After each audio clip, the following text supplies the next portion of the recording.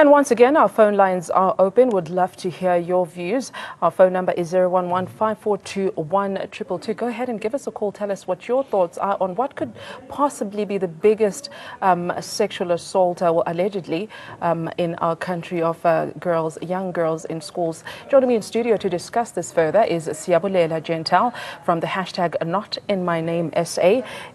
That is the Chief Executive Officer and co-founder as well. Also joining me in studio, we have Commissioner Nomasonto Mazibuko. She is from Gender Equality. Of course, once again, you're at home. Welcome to joining the conversation. Guys, thank you so much for joining us. Of course, under very disturbing circumstances. Just a few minutes ago, we were discussing the issue of students that are jumping to their death. Now we're here talking about sexual abuse in schools. A very disturbing, Commissioner. What were your initial reaction when you heard this astounding number initially of the 84, is it 84 schoolgirls, primary school girls that were sexually assaulted? Now we hear of this rape case in Benoni. Actually, as the Gender Commission, was saddened to see that our children are not safe anywhere. Because if the children are at school, as a parent being at school, at work, you know that your child is in safe hands. But if your child is even told by educators that don't tell anybody about this situation, so it means our children are killed by the very educator. And to us as the Gender Commission, we think we should go back and have programs that will make the young girls to gain their dignity back, because as it is, they are now scared.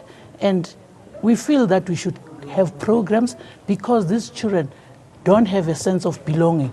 At school now, everybody is talking about them.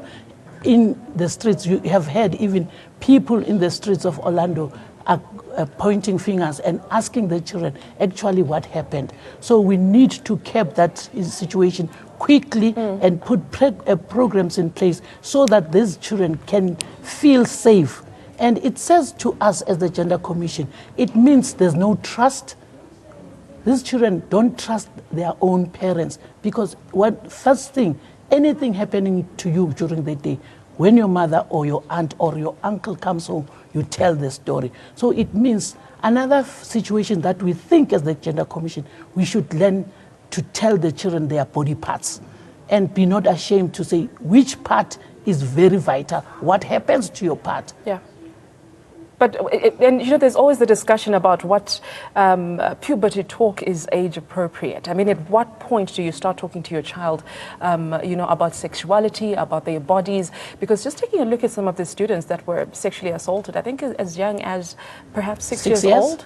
Yes, it is alarming to say to us, you have to love them enough to tell them about sex, not wait for puberty. They have ways, as we watch television, they have ways of asking to say, what do you mean by rape? So it is a conversation that you can start as a parent to say, let's talk about that and make the children aware that your bodies are not supposed to be touched by anybody. And Commissioner, I think you raised a very interesting point that it took them from February to August for even some of the students to be able to talk to their own parents about this, to trust them enough to talk to them. And really, it reflects back on us as a community to say, you know, what kind of environment do we have for our children, for them to be able to trust us enough to be able to talk to us. If it can happen in the school, imagine what happens in the streets. Siyabulela, do you think enough was done to deal with this situation? We do know that the perpetrator has now been arrested and has been removed from the school grounds, of course, with the management and the principal. Yes, thank you very much. It can never be enough, unfortunately. That is why, as the movement Not in My Name South Africa, we call on all stakeholders. That starts from the parents who are in the SGBs, ordinary parents who are not in the SGBs, parents in general. They should talk to their children about. I like what the commissioner has said. It's very important, and unfortunately, the notion that now we must start talking to children when they reach puberty, it doesn't cut it, because we are living amongst sexual predators, animals here who get even aroused by a girl as little as 7, 8 years old. So, I mean, we need to talk to them, unfortunately, that, you know, these are the signs. You must refuse when an uncle or ever touches you in this way. But above all that, the scourge against women and children abuse has changed in South Africa. In fact, it hasn't changed. It's just that now what has already been there has surfaced now due to the cases that are in the face of the media now. So just recently, it was cases of femicide, a woman being killed and set alight. But recently now, you get a story of a scholar being raped by the guard or by the teacher. In Limpopo, there's a story now about a 14-year-old who was raped by the teacher on Friday. You know, so these stories keep coming up. So there are other stories that actually haven't been reported. Exactly. It's only just the tip of the iceberg. And hence let's I say get yes. our viewers' perspective on this. We have Anonymous phoning us from Cape Town. Zoeli from KwaZulu-Natal, we acknowledge you. We'll come to you in just a minute. Starting with Anonymous from Cape Town. Thank you for joining us. Thanking you. Thanks for your time. My name is Sorry, but I'd like to stay anonymous. I'm talking about the sexual abuse of children. Now, number one, I think it's a community problem. I don't just think it's all to do with the school. I really feel that the school is there to educate, but they need to know who the offenders are. And at home, the parents need to dress the children properly. Number one, it's dressing. When I went to school, you had to have 2 fingers above your knee, and that was your dress or your skirt. Now I see as they're walking, you can actually see their panties when they're walking down the halls in the schools. I think they are overdressed, underdressed in some cases, and also at home is where it starts. The parents, the community needs to educate these children. Do not walk around showing your jeans with your panties sticking out. It starts from social into school because they are getting groomed by these people that are looking at them that they don't even know about. Also, number 2 is Anonymous, unfortunately, we're running out of time. Just very quickly, just to understand the point that you're raising right now, are you saying that if girls go around dressed the way that they feel comfortable dressed, and perhaps if the skirt is short, it gives men the right to abuse them and assault them? No, it's to do with dress. It's respect. It's showing respect for the school. It's showing respect for their education. And it's also showing respect for themselves. And right, Anonymous, we'll have to leave it there. Thank you so much for your contribution. We also have Zoeli from KwaZulu-Natal. Zoeli, very good evening to you. Please go ahead with your contribution or question. Yeah, good evening, good evening. Yes, Zoeli. Good evening. Yes, good evening to you, Zoeli. Please go ahead. Yes, according to my perspective, I think it's the norms and values of the nation. When various nations were coming together, various nations, there was no clear guidelines. As the people were saying, we don't need the homelands, we don't need, whereby there were norms and values of each and every nation.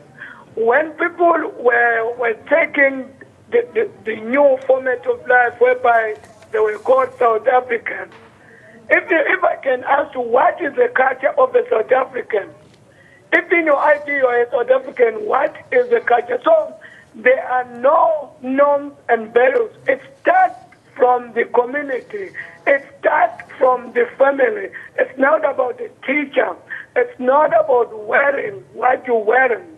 If you look at the Swazi nation and the Zulu nation, where they are having what you call umhlanga, whereby they are looking after the girls, where are the rooms for the boys? Where are the boys being advised? So there are no more norms and values. Everything is a come and.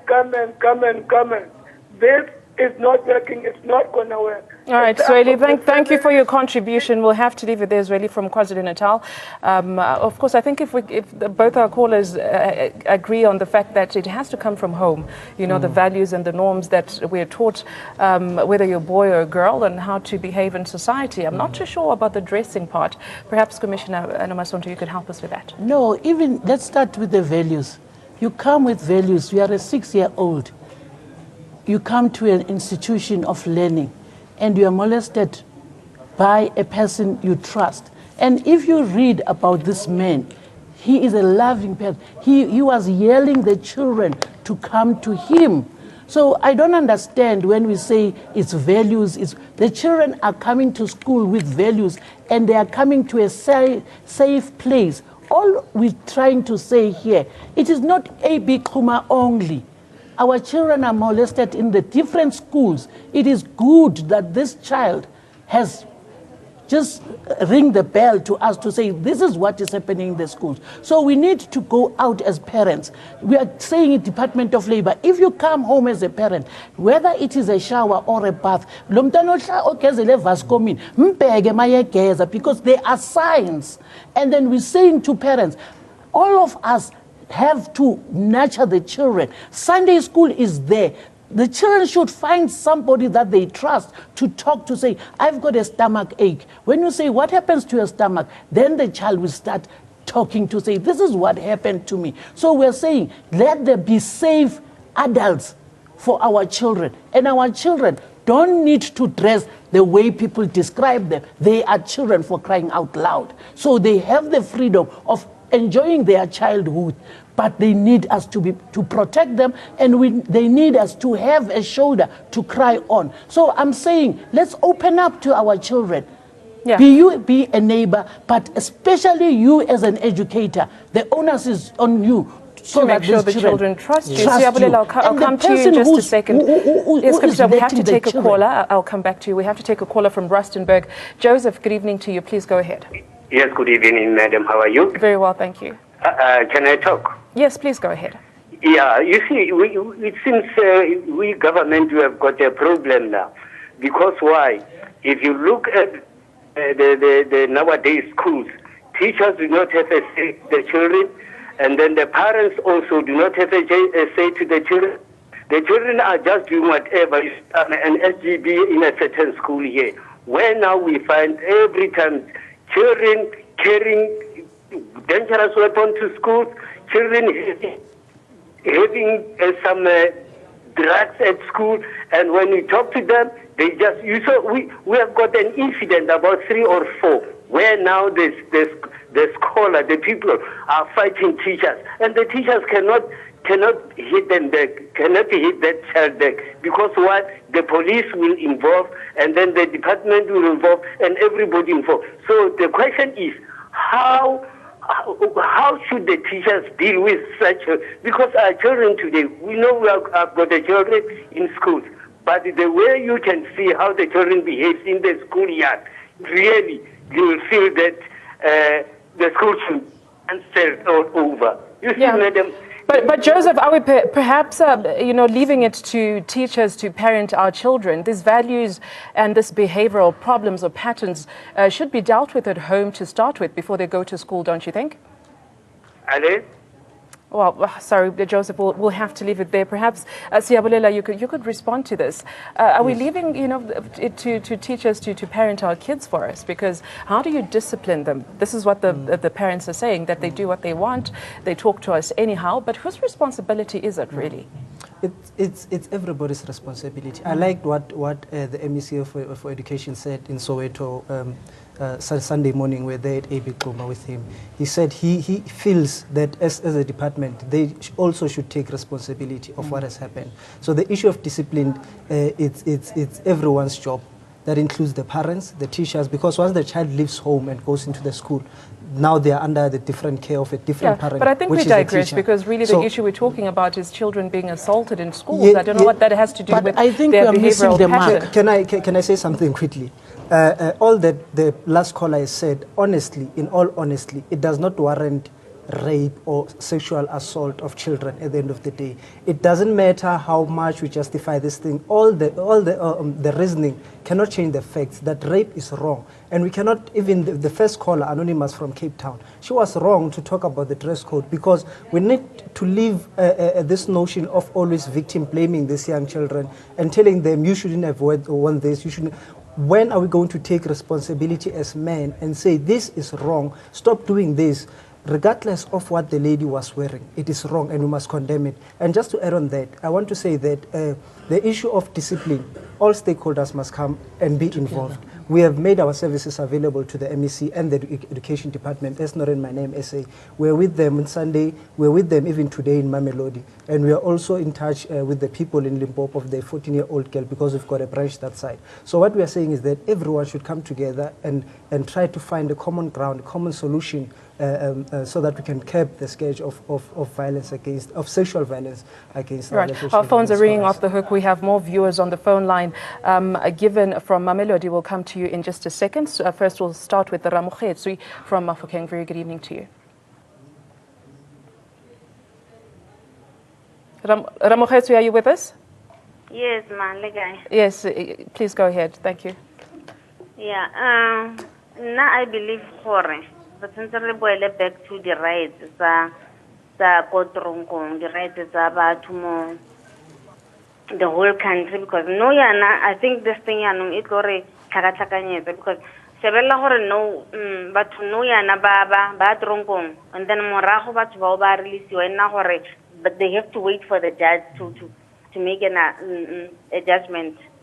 So now I think gore go bua nnete ha motho a repile or ha motho a tshwenya ngwana, there's something wrong with his head. Hana letswalo go pesa motho o tshwantse a bewe somewhere go leng gore balwetse ba ba tshwanang le bone batho ba bewa go teng gore ba ska tshwenya bana ba batho, because bana ba sa le safe mo dikolong yanong at the moment. O tlo isa ngwana go sekolong o ro tshepa gore ngwana wa go kry education, ngwana o safe go sekolong, because the parents, the teachers, they are same thing. The parents and the teachers ke di parents, the teachers le bone ke di parents tsa bana ba rona go sekolong. So, har se bana ba rona re ba under responsibility ya sekolo, and then the sekolo sone ka bo sone be nna gore ma teacher ba ile gore le bone bana le bana ba ira this thing to bana ba rona it gore bolasa. Riamokgetsui, thank you so much for your call. We'll have to leave it there. We also have Given from Mamelodi. Very good evening to you, Given. Your thoughts? Good evening, ma'am. How are you? Very well, sir. How are you doing? Please. And I'm greeting as well the viewers and your panel there. Ma'am, it's just so barbaric. I just want to be honest and straight. I'm from Mamelodi. As times we were growing, we never had faced things like this. I don't know what's happening with things of today. I guess maybe now these are the signs of barbaric indeed. If maybe a teacher can just do these things to a young child. I think the most important thing it is between parents and teachers. I mean, we as parents, when our kids are going to school, the teacher can also maybe have a certain responsibility, but I believe strongly to a responsibility lies with parents. No, maybe because of the rights of kids and the rights of teachers not having to beat our kids. A wrong is a wrong and a right is a right. That we need to install, because I strongly believe when the Constitution was installed, somehow we tend to run to the Constitution of saying no child, what do they call it, the corporal punishments and stuff. Yes, children now, they cannot be beaten up. Yeah, given I think we're digressing. We're talking about corporal punishment. It's actually the discussion is sexual assault in schools. Yes. But thank you for your contribution. Given coming back into studio, Commissioner, you're saying we missed the mark somewhere when you talk about discipline within children. But I'm not sure how it also ties down to the topic that we're speaking of today. No, I was saying we're missing the mark. We're talking about 6-year-olds here. Those children are so young. And 6 to 10 in a primary school, those children are so innocent that they look upon the teachers, they look upon to the scholars patrol. So I was saying, we cannot now say the children should wear a certain attire. And yes, 2 fingers above our knees, it's fine. But those children who are at grade R, How do we say this man was right to molest, sexual harass the children? So let's not mix issues. We're looking at children. How do we get the programs together? Let's assist as parents. Let's assist as people who are in the yard. So we're saying each and every school, this is a wake-up call. Let's see to it and let's open up that children can go to speak to us as adults and have a way of saying, I am sick. Because the child is really sick. From February, can you imagine this child who was sexually harassed or molested from February? It's October. And that child didn't get any, and that child didn't get any very controversial treatment. question, and play devil's advocate here. Siyabulela, perhaps you could respond to it. Just reading from different reactions from society, others saying, look, we're talking about very young children here, 5-year-olds, 6-year-olds, 7-year-olds, and kids are known to tell tales. How would you respond to something like that? What would motivate a child to say, allege something that didn't happen to them? Is that something that is credible at all? It's not, and the parents are wrong for doing that. I mean, you should take it at first attempt. When a child says to you that Umalume is touching me in this way and that way, they should wake up and do something about it. It's totally wrong, and we are saying, in fact, that we must make sure as civil society groups that these perpetrators receive the harshest of punishments. In fact, on Wednesday we'll be in Broncospruit Court. The guy is appearing there, the one who raped Elena in Mamelodi. So we will be there, and we're asking everyone to come and join us. So we are following all these cases closely, and I'd like to encourage the parents that they must stop this thing. If this is happening at school, they must make sure that they take it up with the teachers, and it's said that even these teachers now, they hide these things. The story there in Orlando, it was very sad. In fact, the parents were crying because the teachers and the principal were hiding this story from them. And it discourages the victims from speaking out. It does. But in conclusion, I'd say the most important thing now, exams are here. We should give these children all the support they need. And I'd like to applaud the MEC of Education. Mr. MEC Lesufi is working around the clock and is going beyond the call of duty. We must applaud him for a great work that is done. So these children must receive necessary counseling and necessary support in order for them to write exams so that they can be able to prosper. Of course, we will have to stop there. We've completely run out of time. Siyabulela Gentle, hashtag not in my name, as SA Chief Executive Officer and co-founder, also joining me in studio, Commissioner Nomasonto Mazibuko. Commissioner, thank you so much for your time as well. We certainly appreciate it. You're at home for joining in the conversation. Thank you for taking part. Do stay tuned to ANN 7. ANC Decides is up next with Mfundo Mabalani. Do stay with us.